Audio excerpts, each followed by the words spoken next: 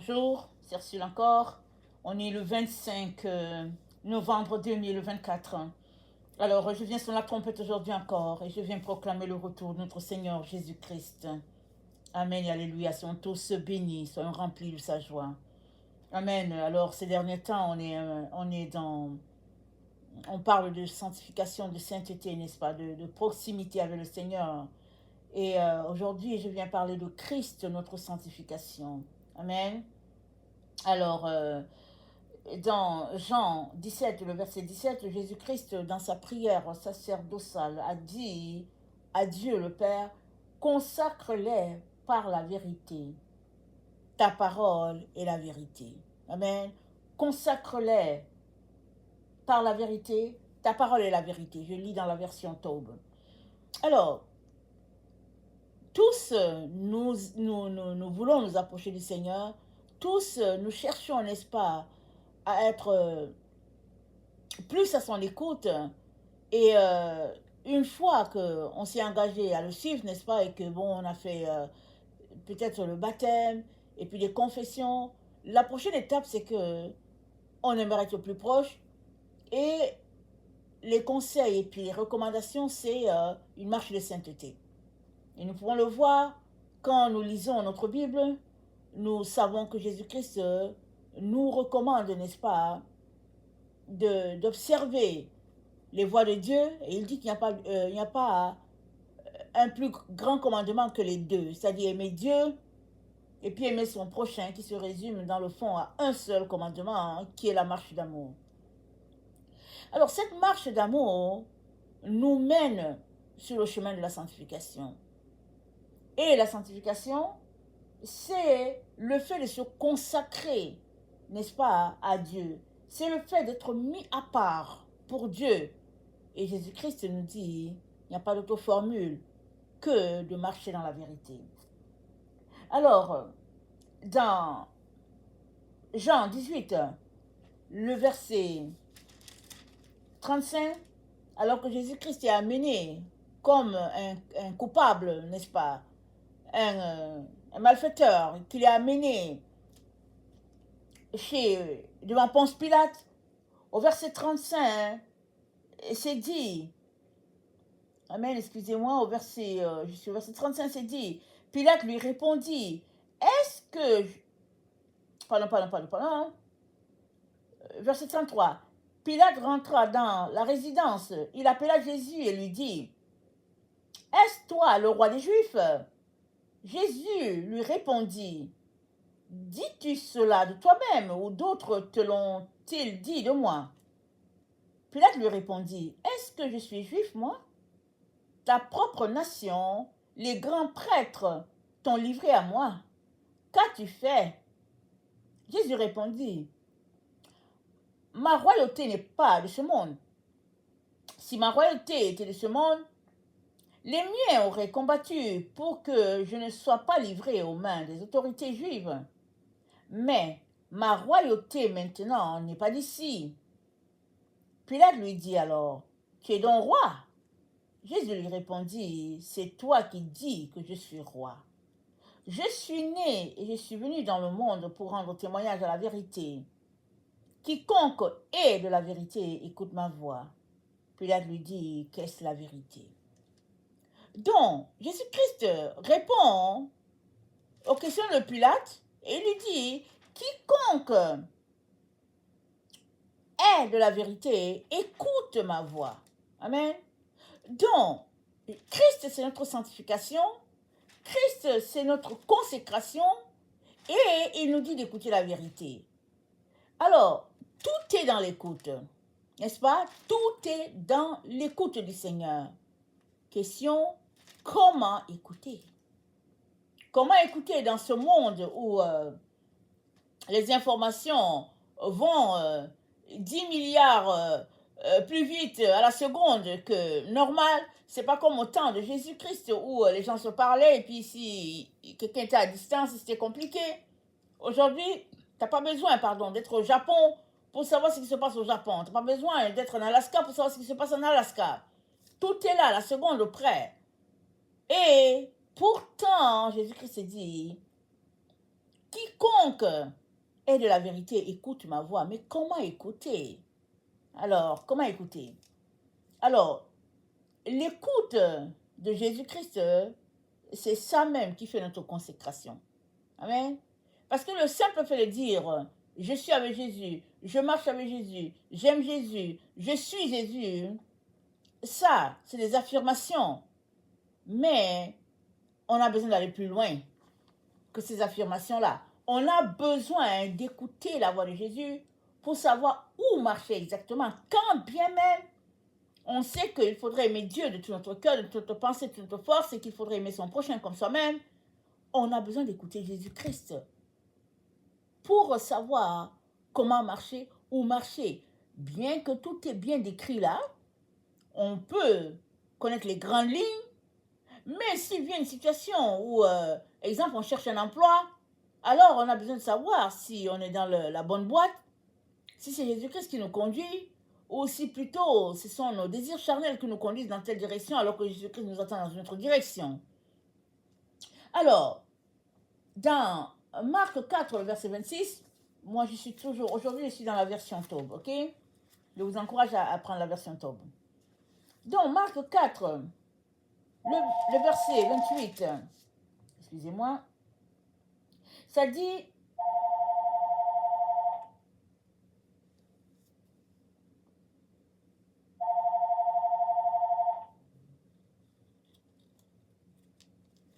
je vais commencer à lire au verset 26.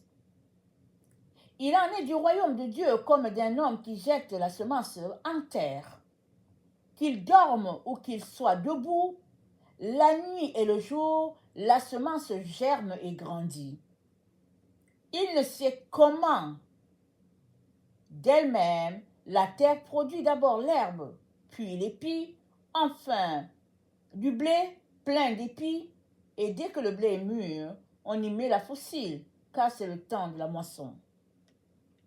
Qu'est-ce que Jésus-Christ est en train de nous dire?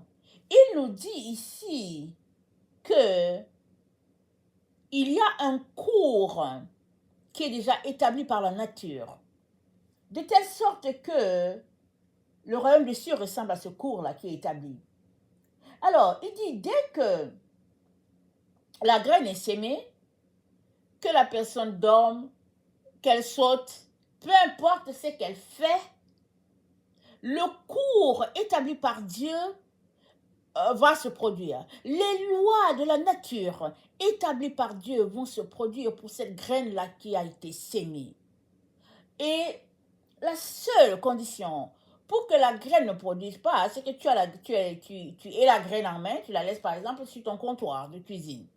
Alors si ton comptoir est de terre, la graine va s'enfoncer sur ce comptoir-là et elle va produire. Mais si ton comptoir est, exemple, de marbre ou bien de bois, et puis bien poli, et puis bien, voilà, verni et tout, alors tu as beau partir pendant 100 ans, tu vas revenir, la graine sera au même endroit. Elle n'aura pas changé.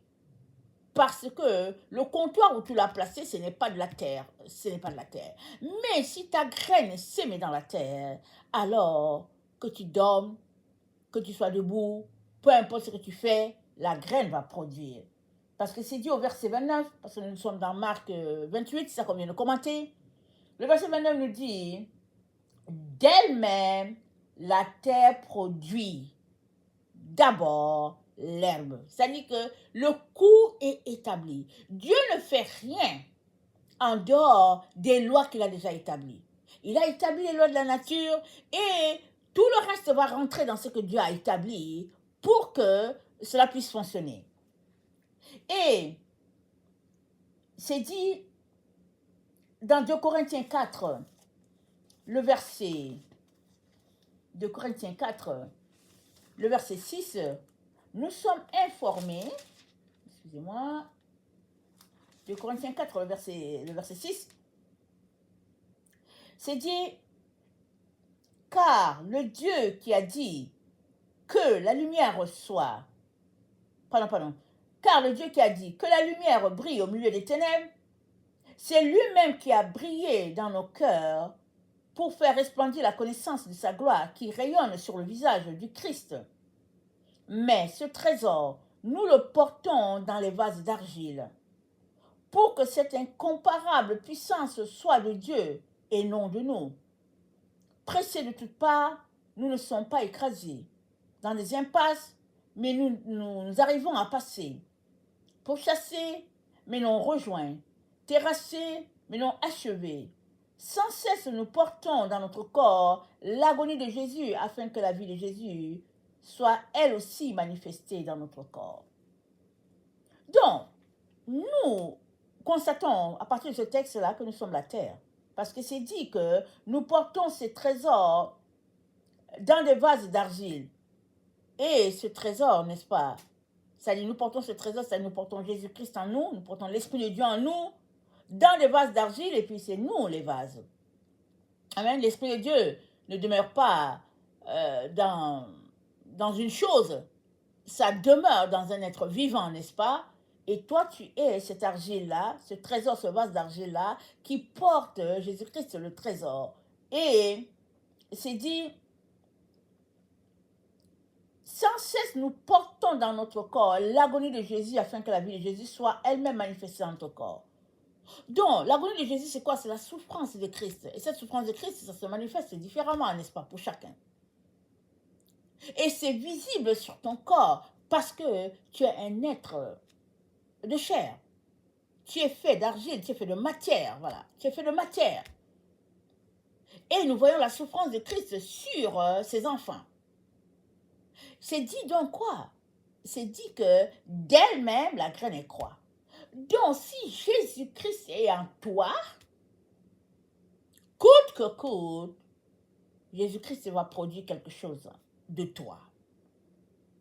Parce qu'il est la graine que tu as laissée incorporer en toi. Tu l'as accepté en tant que ton sauveur. Voilà le début, n'est-ce pas, de cette aventure extraordinaire. Alors que tu laisses l'invitation de Jésus-Christ en toi germer, elle va produire ce pourquoi elle est là. Mais maintenant, si tu dis seulement que tu es adepte de Jésus-Christ, mais que tu n'as pas sémé la semence qui est Jésus en toi, alors il n'y aura rien qui sera produit, rien ne sortira de là. Maintenant, on peut se demander, mais comment s'aimer Jésus? Tu sèmes Jésus en l'invitant, et une fois que tu l'invites, tu ne te bats pas encore pour gérer ta vie. C'est Christ qui vient en toi, qui gère. C'est dit que celui qui est en toi, il est plus fort que celui qui est dehors. C'est-à-dire, une fois que tu invites Jésus-Christ en toi, alors il est le maître à bord de sa maison. Alors que tu le laisses gérer sa maison que tu es, alors ça va produire, n'est-ce pas?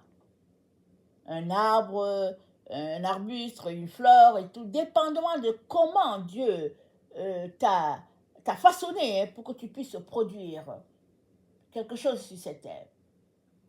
Alors, au verset 12, c'est dit, attendez, je cherche mon verset 12, c'est dit, ainsi la mort est à l'œuvre en nous, mais la vie en vous. Qu'est-ce qu'il dit? Il dit, eux qui apportent, qui enseignent l'évangile et tout cela, ils sont exposés à la mort.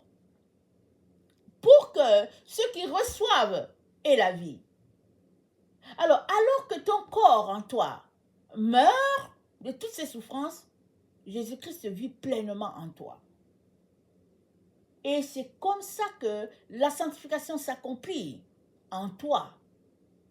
C'est-à-dire, tu te tais pour que la gloire de Dieu puisse se manifester. Et dans 1 Corinthiens 15, le verset 31, Paul dit quelque chose. Il dit, tous les jours, je meurs aussi, vrai frère, que vous êtes ma fierté en Jésus-Christ, notre Seigneur. Tous les jours, je meurs. On peut dire, mais il meurt comment? Il meurt comment tous les jours? Paul est en train de dire, tous les jours, je décide tout simplement de ne pas vivre ce que j'aimerais vivre. Je décide de faire taire mes désirs, mes passions, ma volonté. Je décide de faire taire ça. C'est-à-dire, je décide de mourir afin de laisser Jésus-Christ vivre pleinement en lui, dit tous les jours. Et ça, c'est le pattern pour tous ceux-là qui veulent marcher selon Jésus. À tous les jours, tu dois laisser Christ pleinement prendre les rênes du convoi, afin que toi, tu te mettes de côté. C'est ça, la marche avec le Seigneur. C'est comme ça que tu seras à l'écoute, n'est-ce pas, de sa voix. Parce que si tu ne meurs pas, c'est-à-dire tu laisses les autres choses te distraire. Tu laisses les autres choses contrôler ta vie, gérer ta vie. Tu laisses les autres préoccupations prendre toute la place. Mais si tu mourrais, alors c'est Jésus-Christ qui sera le maître à bord et tu pourras l'entendre clairement dans plusieurs domaines de ta vie. Dans Corinthiens 15, le verset 45, c'est dit, c'est ainsi qu'il est écrit, le premier homme, Adam, fut un être animal, doué de vie. Le dernier Adam est un être spirituel, donnant la vie. Donc, tout ce qui se passe là, le fait de mourir en soi, c'est pour que tu deviennes un être spirituel et que tu puisses communiquer la vie de Jésus-Christ à d'autres. On l'a vu hier dans un Pierre 2, n'est-ce pas? Où le Seigneur dit, devenez des pierres vivantes afin d'offrir à l'Éternel les sacrifices. Alors, ces sacrifices-là que tu offres à l'Éternel, c'est des personnes. Dieu est en train de dire, continue de pratiquer ton œuvre de sanctification, de transformation, de telle sorte que quand tu ouvriras la bouche pour demander quelque chose à Dieu, ça puisse se passer sans opposition. Parce que tu t'es dépouillé de tout ce qui peuvent t'empêcher, n'est-ce pas, de répandre la gloire de Dieu sur la terre ou bien que la gloire de Dieu soit manifeste en toi.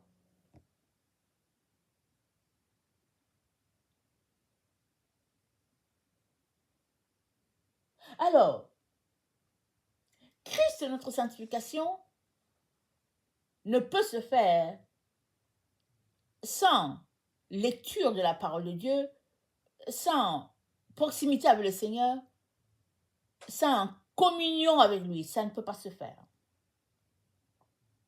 Tu ne peux pas te sanctifier, n'est-ce pas? Si ce n'est pas la parole qui te sanctifie, parce que c'est dit, sanctifie-les par ta parole, c'est la vérité. Alors, la vérité est ce qui nous différencie, n'est-ce pas, des ténèbres. Et si nous disons que nous sommes la vérité, alors il est important qu'on puisse la pratiquer. On ne peut pas dire, ok, je suis avec Christ, je suis avec la vérité, mais toutes nos actions, nos activités montrent tout simplement que non, non, non, Christ n'est pas là. Si c'est comme ça que tu te comportes, il y a un problème. Et le Seigneur dit qu'il est temps, n'est-ce pas, de laisser toutes ces choses-là qui nous retardent et de nous concentrer à laisser Christ habiter pleinement en nous. De telle sorte que la graine, qui est la parole de Dieu, une fois plantée en nous, cela puisse pousser. Parce que on aura laissé la terre se reproduire. On aura laissé la terre avoir tous les éléments nécessaires pour que, une fois que la graine est plantée en dedans, alors l'arbuste puisse prendre et que cela puisse devenir un arbre qui produise des fruits. Alors, souvent, on peut se dire, oh non, mais c'est compliqué. Mais j'aimerais dire ceci. Si tu viens en alignant une grosse liste de choses à faire, alors tu peux penser que oui, c'est compliqué. Mais si tu viens juste à tous les jours devant Dieu ton Père et dit, je suis là, et puis tu viens juste passer du temps, tu ne trouveras rien d'aussi agréable que d'être dans la présence de Dieu. Et c'est là que se passe ta transformation. Ta transformation va se passer tranquillement et avec beaucoup, n'est-ce pas, de confiance dans ton Seigneur, quand tu le laisseras prendre les rênes du convoi. Il est donc très très important hein, que tout ce qui te distrait, tu puisses laisser ça de côté. Et dans la vie, il n'y a rien pour rien, n'est-ce pas? Si tu veux aller à une certaine distance, ben, il faudrait que tu payes je suppose que c'est juste l'avion qui y va, alors il faudrait que tu payes ton billet d'avion et que tu prennes les dispositions. Si ça demande un visa, il faut que tu prennes les dispositions et là, tu pourras entrer. On sait très bien le faire quand il s'agit des choses du monde. Mais quand il s'agit de la relation avec le Seigneur, on a l'impression que ça doit être différent. Mais non, ça ne peut pas être différent. Si on sait très bien remplir les conditions sur cette terre, et une fois remplie, la porte s'ouvre pour qu'on puisse aller de l'avant, à combien plus forte raison sommes-nous appelés par notre Dieu à remplir les conditions nécessaires pour être, n'est-ce pas, des personnes consacrées à leur Seigneur? À combien plus forte raison? Alors, l'écoute va de pair avec ta volonté, n'est-ce pas, de laisser ton corps qui est la terre produire. Ça va de pair. Si ton corps est là et c'est le temps du Saint-Esprit, mais tu le remplis, n'est-ce pas, de beaucoup d'obstacles, la graine ne va pas produire. Parce qu'il y a trop d'obstacles à tout bout du champ, à tout bout du chemin. Il y a trop d'obstacles. La seule manière de laisser cette terre-là produire et avoir tous les nutriments dont elle a besoin, c'est le fait de marcher de manière à te dépouiller et de laisser Christ vivre cette vie-là en toi. Et le reste, n'est-ce pas, ça va se produire, pas parce que tu l'auras voulu, mais parce que le cours de la vie est établi comme ça. C'est ça qu'on a lu dans Marc 4, le verset 28. C'est dit, quand la graine est mise à terre, que la personne dorme, ou bien marche, ou bien mange, ça ne change rien. La graine, elle va continuer de grandir. Parce que ce n'est pas toi qui fais grandir la graine, c'est Dieu. Et Dieu nous exhorte aujourd'hui à faire pareil pour ce qui est de la parole de Dieu. Si nous prenons du temps, n'est-ce pas, pour lire notre parole, et après pour la s'aimer dans notre corps, il n'y a pas de raison que nous ne puissions grandir dans le Seigneur. Il n'y a pas de raison. Alors, concentrons-nous, n'est-ce pas, à laisser toutes ces choses-là qui nous distraient et appelons notre Seigneur au secours afin qu'il nous aide à organiser notre temps pour pouvoir bien l'écouter. Et nous verrons que c'est ce qu'il y a de mieux, n'est-ce pas? Tu ne peux pas suivre 2 lièvres à la fois, tu ne peux pas en même temps vouloir grandir dans le Seigneur et puis en même temps passer des journées dans la télévision, ça ne se fait pas. C'est l'un ou l'autre. Et je viens donc nous encourager, nous exhorter, n'est-ce pas, à laisser tout ce qui est distraction et à nous concentrer sur les bonnes valeurs. Et celles-là, c'est les valeurs de notre Dieu. Que le Seigneur bénisse sa parole. Amen. Maranatha, Jésus revient. Amen. Et alléluia.